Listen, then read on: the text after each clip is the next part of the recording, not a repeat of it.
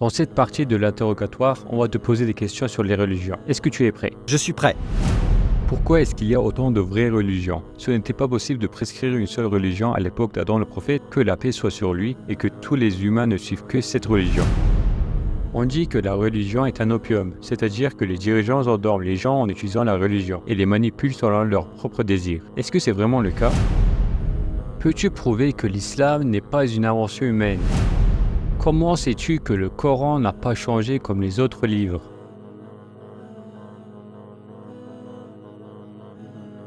Pourquoi aurait-on besoin des religions et des prophètes? Une religion et un prophète sont nécessaires pour comprendre le sens de la vie. On peut le comprendre comme ça, par exemple. Supposons qu'on fait un dessin en utilisant toutes les couleurs du monde. Maintenant, si on expose ce tableau dans une galerie dans laquelle on aurait utilisé autant de couleurs et qu'on y invite des gens, il serait très illogique de ne pas éclairer cet endroit, n'est-ce pas? Pourquoi? Parce que dans l'obscurité, il n'y a pas de lumière. Les couleurs ne peuvent pas être appréciées. Notre utilisation de la couleur prouve qu'on va l'éclairer. De la même manière, l'univers est comme une œuvre d'art qui a des significations aussi nombreuses que des milliers de couleurs différentes. Quand on regarde l'univers, pour que les gens le comprennent et saisissent les milliers de significations, une lumière prophétique est nécessaire. Comme on l'a dit, la lumière est nécessaire pour apprécier les couleurs d'un tableau. De la même manière, la lumière de la prophétie est nécessaire pour comprendre les significations de l'univers. De plus, on peut déjà voir qu'Allah répond à tous nos besoins. Par exemple, ne serait-ce que pour les besoins de notre langue et de notre estomac. Il a créé des centaines de milliers d'aliments et de boissons. Allah, qui répond aux besoins de nos langues et aux besoins de nos estomacs, enverrait donc certainement un prophète pour notre plus grand besoin, notre quête de sens, pour répondre à nos questions comme « Qui suis-je ? Où est-ce que je vais ?» Mais les gens ne peuvent-ils pas comprendre cette signification eux-mêmes sans qu'on leur envoie des prophètes? Ne peuvent-ils pas comprendre? On peut voir ça comme ça. Supposons par exemple qu'il y ait beaucoup d'objets anciens dans un espace d'exposition, genre une table de grande valeur datant de l'époque du sultan Mehmet le Conquérant. Si on ne met pas en place un guide pour expliquer sa valeur et dire que c'est un objet unique, les personnes qui iront le voir pourraient le considérer sans valeur. Par exemple, si sa vraie valeur était de 5 millions de dollars, les gens pourraient penser qu'il ne vaut que 5 dollars. Ils peuvent le considérer comme quelque chose qui ne vaut que 5 dollars. Les antiquités ne peuvent pas être comprises sans guide. Des malentendus peuvent survenir. Similairement à l'exemple de la table antique et de sa valeur, l'homme peut essayer d'interpréter les significations des œuvres d'art de l'univers, mais la probabilité de se tromper est très élevée. De la même manière, quand on regarde les pensées des gens actuellement, il y a beaucoup d'interprétations différentes sur l'univers. Aujourd'hui encore, on peut voir que de nombreuses personnes ne comprennent pas le sens de l'univers. Par exemple, si là, tout de suite, quelqu'un regarde le soleil, vous pensez qu'il va en déduire quelque chose ou qu'il se dira simplement « Le soleil est 1,5 million de fois plus grand que la Terre ?» sans même se soucier que cela soit un signe de Dieu. On est dans une situation où on ne peut même pas comprendre l'essence de quelque chose, et donc encore moins l'interpréter. Autrement dit, ce n'est qu'à travers des prophètes, guides envoyés par celui qui a créé l'univers lui-même, que le vrai sens des choses de la vie peut être compris. Les religions ne sont-elles pas des inventions humaines? Les gens peuvent avoir de fausses idées, de fausses pensées. Par exemple, il y a de fausses croyances comme l'adoration des idoles, l'adoration du soleil et l'adoration du feu. Mais Allah corrige ces fausses croyances en envoyant les prophètes. Le prophète Muhammad, que la paix soit sur lui, est le dernier de ces prophètes qui a été envoyé pour corriger ces fausses croyances. Qu'est-ce qu'on dit dans l'islam d'ailleurs? La ilaha illallah. Qu'est-ce que ça veut dire? On dit il n'y a pas de divinité à part Allah. Alors qu'est-ce qu'on fait de toutes ces fausses croyances, ces fausses idées de la première partie? On les élimine en disant il n'y a pas de vrai Dieu. Qu'est-ce qu'on dit après? À part Allah. Il y a donc là aussi des croyances qui sont fausses, les prophètes sont venus pour les corriger. Quand on regarde l'islam, on réalise qu'il prouve la fausseté des autres religions et croyances. Ça nous prouve aussi que l'islam est la vraie religion. En d'autres termes, il existe des fausses religions inventées par les humains, mais l'islam n'en fait pas partie. Peux-tu prouver que l'islam n'est pas une invention humaine? Bien sûr qu'on peut le prouver. Quand on regarde l'islam, on voit que c'est une religion qui persuade à la fois le cœur et l'esprit. Avec des religions, des idées et des idéologies fausses, on voit des impossibilités. L'islam donne les réponses les plus convaincantes aux questions les plus fondamentales de l'homme. Par exemple, qui suis-je? D'où est-ce que je viens? Pourquoi est-ce que j'ai été créé? Quel est le but de l'existence de cet univers? Où est-ce qu'on va? L'islam donne les réponses aux questions les plus importantes d'une manière qui persuade les gens. Ça prouve que l'islam est vrai. Aussi en termes de gestion de la société, en termes de gestion des gens, l'islam nous offre les informations et les méthodes les plus précises. Par exemple, il donne le système de la zakka, l'aumône, interdit l'intérêt, et avec les règles de la justice, il donne les meilleurs outils pour gérer une société. Et il nous les donne universellement. Autrement dit, quelle que soit l'époque à laquelle tu vis, tu peux toujours voir les règles de l'islam comme solution. On peut donc en déduire que l'islam est vrai. D'ailleurs, quand on regarde le Coran, on voit qu'il est véridique et possède des dizaines de miracles. Par exemple, les miracles sur l'inconnu, ou le miracle de l'éloquence, ou le fait de mettre les gens au défi d'apporter un semblable au Coran, quelque chose qui lui ressemble. Mais bien que 1400 ans se soient écoulés, personne n'a été capable d'apporter quelque chose de semblable. Ou l'existence de faits scientifiques qui décrivent l'univers avec des informations très précises. On peut voir qu'il est véridique avec toutes les informations qu'il contient. Qu'est-ce que c'est le miracle de l'éloquence?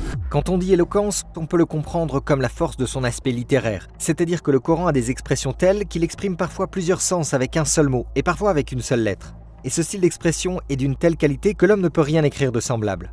On peut le comprendre comme ça. Comment le Coran s'adresse-t-il au peuple vivant à l'époque où il a été révélé? Il les interpelle en leur disant « apportez-en un semblable ». Bien que la rhétorique ait été à un niveau élevé à cette époque, les gens ne pouvaient pas répondre aux défis et préféraient se battre physiquement. Pour accepter la possibilité de leur propre mort et de celle de leur famille, ils préféraient la guerre à l'apport ou à la production de quelque chose de semblable au Coran. Autrement dit, ça veut dire que l'éloquence du Coran dépasse l'esprit humain.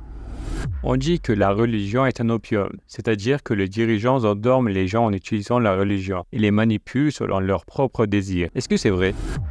Tout d'abord, il faut séparer l'islam des autres religions, parce que quand on dit religion, c'est un terme général. Mais quand on regarde l'islam, au lieu d'endormir les gens, il les incite constamment à réfléchir. C'est une religion qui met en garde les gens en disant « recherchez et réfléchissez constamment ». Ne vous posez-vous jamais de questions? Est-ce qu'on peut dire « ça endort les gens » Bien sûr que non. Par exemple, dans d'autres religions, les gens peuvent devenir très importants. Comme on dit, les hommes de pouvoir veulent utiliser les gens. Mais qu'en est-il dans l'islam? En islam, c'est la connaissance qui est importante. Le Coran et la Sunna. Donc avec l'islam, on parle d'une religion avec laquelle on parle de livres et d'informations plutôt que de personnes. Ça veut dire qu'un musulman n'agit pas sous la pression de qui que ce soit. Les informations sont claires, le Coran est clair, la Sunna est claire. Ainsi les gens peuvent décider de leur voie. Lorsque l'on examine la base de ce discours, on peut voir qu'il est apparu après que le christianisme ait été modifié. Autrement dit, le christianisme n'a pas un discours similaire à l'islam. Des personnes peuvent occuper des postes très importants dans le christianisme et dans d'autres religions. Le pouvoir de pardonner peut être donné à certaines personnes. Mais est-ce le cas dans l'islam? Non. Qu'est-ce qu'on dit? On dit seul Allah pardonne. Permettez-moi même de dire ça, puisque l'islam décrit le monde comme un champ à cultiver pour l'au-delà. C'est une religion qui encourage les gens à travailler dans le monde et à faire quelque chose de productif dans ce monde. Exemple, quand une personne travaille, elle apprend à connaître le nom d'Allah, Ar-Razzaq, le donneur de substance. Naturellement, puisque le travail est aussi un acte d'adoration, ça motive les gens à travailler dans cette vie mondaine. Il s'agit donc d'une religion qui encourage les gens à travailler, non pas à les endormir. On parle d'une religion qui stimule les gens et les pousse à penser et à raisonner. Autrement dit, la déclaration « la religion est un opium, elle abrutit » ne peut jamais être valable pour l'islam. Si l'islam est la vraie religion, pourquoi Allah permet-il que d'autres religions soient déformées et répandues? Ne serait-ce pas contraire au secret de l'épreuve? Pensez-y, il n'y a qu'une seule vraie religion. C'est l'islam, n'est-ce pas? Si Allah empêchait la propagation et l'existence des autres religions de façon totale, on ne pourra pas parler d'un examen ou d'une épreuve. Il peut y avoir des idées fausses, mais qu'est-ce qu'il se passe? Allah envoie des prophètes pour corriger ces idées fausses, ces opinions erronées. Et là, qu'est-ce qu'il se passe? D'une certaine façon, une fausse idée est corrigée par l'idée vraie. Ici aussi, c'est à l'individu de choisir le bon ou le mauvais chemin avec son libre arbitre. Autrement dit, l'islam est la vraie religion. Il faut donc empêcher les autres religions. Une telle déduction n'est pas correcte. L'islam est vrai, on peut le prouver. Toute personne qui le souhaite peut accepter les idées différentes, parce qu'elle se trouve dans la salle d'examen elle aussi. Pourquoi est-ce qu'il y a autant de vraies religions? À l'époque du prophète Adam, que la paix soit sur lui, n'est-il pas possible d'envoyer une religion et que toute l'humanité suive seulement cette religion? Tout d'abord, permettez-moi de dire ça. Il n'y a qu'une seule vraie religion, l'islam. Les autres religions ne sont pas de vraies religions. Mais si vous demandez pourquoi tant de religions ont-elles été envoyées depuis le prophète Adam, que la paix soit sur lui, Allah a envoyé 124 000 prophètes, parce que les gens ont déformé l'islam. Normalement, les règles ont été envoyées au prophète Adam, que la paix soit sur lui. Et des règles ont été envoyées aux autres prophètes. Mais comme elles ont été modifiées, Allah les a corrigées et envoyé de nouveaux prophètes. En fait, les informations données par les prophètes étaient toutes les mêmes. Lesquelles? Le tawhid, l'unicité d'Allah, la prophétie, l'au-delà et la justice. Les prophètes ont toujours donné les mêmes informations sur ces 4 principes. Bon, Allah n'a pas permis que le Coran soit modifié. Ce n'était donc pas possible pour lui d'empêcher la première religion d'être modifiée par les hommes? Oui, bien sûr, il était possible qu'Allah ne permette pas qu'elle soit modifiée. Mais par sagesse, Allah l'a permis. Par exemple, on peut voir ça comme ça. On peut considérer que le monde se situe dans une salle d'examen, comme dans le domaine de l'éducation en quelque sorte. Qu'arrive-t-il aux coutumes des gens lorsque des milliers d'années s'écoulent? Elles se diversifient et se façonnent. Même au cours d'une seule année, on change les vêtements qu'on porte, n'est-ce pas? On porte des t-shirts à manches courtes en été et des pulls en hiver. Donc même pendant une même année, si des changements interviennent en fonction des conditions, selon le mode de vie des personnes dans le monde, ou selon leurs conditions de vie, il est tout à fait normal que des règles et des informations différentes soient envoyées. Sur la base de cette sagesse, Allah a laissé ces gens tranquilles en ce qui concerne la modification. On peut également le voir de cette façon. Comme on a dit, on est dans le domaine de l'éducation. Prenons l'exemple d'un système scolaire. Il y a un système d'éducation différent à l'école primaire. Des informations basiques sont données, mais qu'est-ce qu'il arrive à ces informations? Au fur et à mesure que l'on progresse vers l'enseignement universitaire, l'information devient complexe et détaillée. De la même manière, le monde de l'humanité est devenu de plus en plus détaillé et l'information s'est diversifiée. Sur la base de cette sagesse, il a permis qu'elle soit modifiée. Avec les nouveaux prophètes, il a détaillé le système éducatif, et avec l'islam et le Coran, ce système d'éducation a atteint son point final. Perfectionné. Oui, je comprends la modification des religions depuis l'Antiquité, mais pourquoi les livres saints des temps nouveaux, comme la Bible et le Torah, ont été modifiés, mais pas le Coran? Il nous faut maintenant examiner les caractéristiques du Coran. Le Coran est le dernier livre, l'islam est la dernière religion et elle est universelle. Après elle, il n'y aura pas de nouveau prophète, un nouveau correcteur ne viendra pas. La préservation du Coran est une nécessité de la sagesse. Et c'est tout à fait raisonnable. Si c'est le dernier livre et qu'il est universel, et s'il apporte des solutions à toutes les questions, la préservation du Coran est une question de bon sens. Comme les gens ont fait des erreurs, comme ils ont déformé un livre envoyé à un prophète de Dieu, un nouveau prophète est venu et a corrigé les erreurs des gens. Un nouveau prophète et un nouveau correcteur venaient constamment. Il y avait environ 124 000 prophètes et messagers. Naturellement, en ce qui concerne la question de la déformation par les gens et la question de la non-protection des livres, il est tout à fait raisonnable qu'ils soient testés. D'une part, il y avait des prophètes envoyés séparément à de petites sociétés. D'autre part, le Coran est un livre universel qui a été envoyé à tous les humains et à tous les djinns. C'est le dernier livre valable pour tous les hommes et pour tous les temps. La préservation du Coran est donc tout à fait logique. Comment sais-tu que le Coran n'a pas changé comme d'autres livres? Il n'y a même pas une seule objection pour ce sujet. C'est-à-dire, même si un athée vient discuter, il ne s'oppose pas au fait que le Coran n'a pas été modifié. Parce que tout le monde sait que le Coran n'a pas été modifié. Comment peut-on le prouver? On peut le prouver de plusieurs façons. Par exemple, lorsque vous prenez une copie du Coran quelque part à Istanbul et que vous allez quelque part en Angleterre et vous prenez une copie du Coran, vous constaterez que les deux sont exactement les mêmes. Il n'y a aucun changement à aucun endroit. On peut donc comprendre que le Coran a été préservé, parce qu'en cas de léger changement, des centaines de variations se produiraient. On peut voir ça comme ça. Dans l'islam, il existe un système appelé système de mémorisation, n'est-ce pas? Qu'est-ce que c'est? Certaines personnes mémorisent le Coran, du début à la fin. Aujourd'hui encore, il y a des millions de Houffaz, mémorisateurs du Coran. Au fur et à mesure qu'on se rapproche de la lumière, de l'époque du prophète, que la paix soit sur lui, on voit que les gens étaient très attachés au Coran. Le système de mémorisation a commencé à partir de là.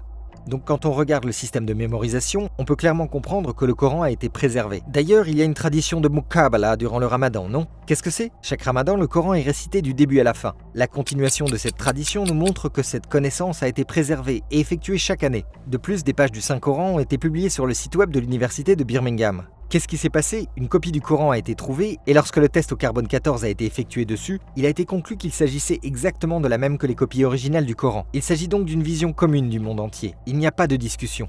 Sans parler du changement d'une seule lettre, on est mis en garde par l'enseignant même lorsque l'on fait une petite erreur, comme la prolongation d'une voyelle lors de la récitation du Coran. Ils t'avertissent également lorsque tu ne la prolonges pas correctement. Il n'y a donc pas besoin de parler de la modification des lettres et du changement du Coran. De nombreux scientifiques et chercheurs célèbres ne disposent pas de ces informations continues dans le Coran. Et vous, les musulmans, vous les avez.